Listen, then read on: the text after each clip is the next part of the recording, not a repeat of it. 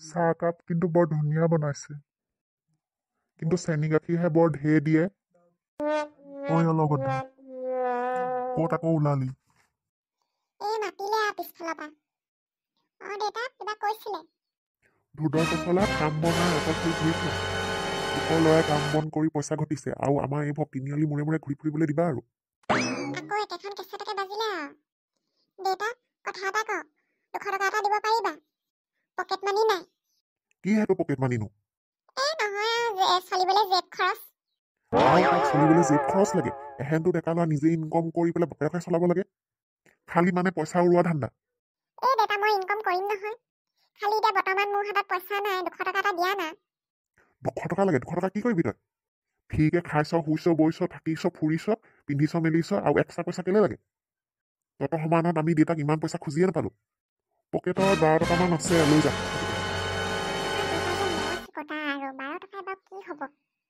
আজিকালি দিনত 12 টকাত কি পায় আৰু? থোৱা দেউতা, সেই 12 টকাটো তোমাৰ ওচৰতে থোৱা। মই কিবা এটা মেনেজ কৰিম, মাৰ ওচৰত আছে নেকি সুধো। এতিয়া তাত 12 টকা পইচা কম হৈছে, আগতে আমি গোটেই ঘৰখন চলাওঁ সেইটো পইচা। গৈছো ৰতনৰ মা, মই মাতিলে আকৌ ভৰি লাগে নহয়, কিবা কাৰণে মাতিছে। কোৱা।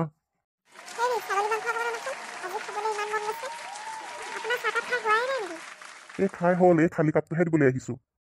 ছাগলী মাংস কেনেকে খাবা? ইমান দাম। খোৱা নহলে ছাগলী মাংস খাবলৈ, পুখুৰীত মাছকে আছে, মাছকে খাওঁ। এহেন গৰমত নালাগে নহয়।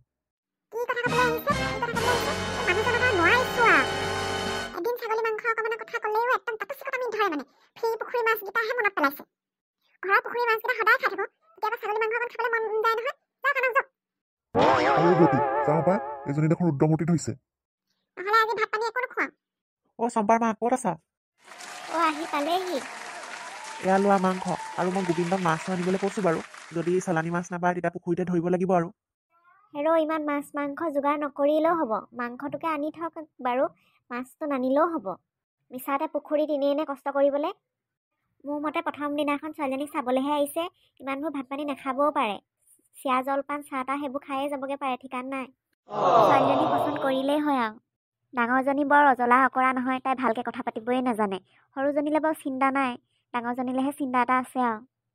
একো নহয় চম্পাৰ মাক, ৰূপে নহয় গুণৰেহে সংসাৰ তৰে। কথাটো আপুনি ঠিকেই কৈছে, তাই দেখিবলৈহে আও পুৰণি, কিন্তু কাম কাজবোৰ চব জানে। কিমান ল'ৰা দেখুওৱা হ'ল, বহুতকেইটা ল'ৰাৰ লগত কথা চিঙা হোৱাৰ পাছতো ভাং খাই যোৱা হ'ল। এতিয়া তাই নিজে ফেচবুকত ল'ৰা পচন্দ কৰিছে, ল'ৰায়ো তাইক পচন্দ কৰিছে। ফেচবুকত দুয়োটাই কথা পাতি পেলাই নিজৰ ইটো সিটোৰ লগত পৰিচয় হৈছে। এতিয়া সিহঁতৰ মতামততে হ'ব আৰু।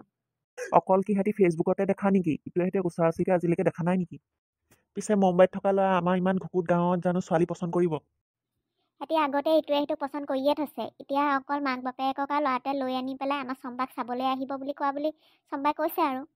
ল'ৰাটো হেনো কালিয়ে মুম্বাইৰ পৰা প্লেনত আহি পেলাই গুৱাহাটীত আহি পালেহিয়ে হেনো। এতিয়া আমাৰ গুৱাহাটীৰ পৰা আমাৰ গাঁৱলৈ আৰু 3-4 ঘণ্টামানত পাবহি লাগে।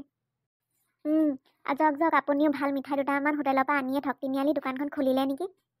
দৰ্শকসকল, ল'ৰা ঘৰৰ মানুহ পাবহিয়ে আৰু। ময়ো যা যোগাৰ কৰি লাগো দেই। আপোনালোকে আজি খণ্ডটো চাই কেনেকুৱা পালে জনাব, আৰু পাছৰ খণ্ডটো চাবৰ কাৰণে আমাৰ চেনেলটো ছাবস্ক্ৰাইব কৰি দিব দেই।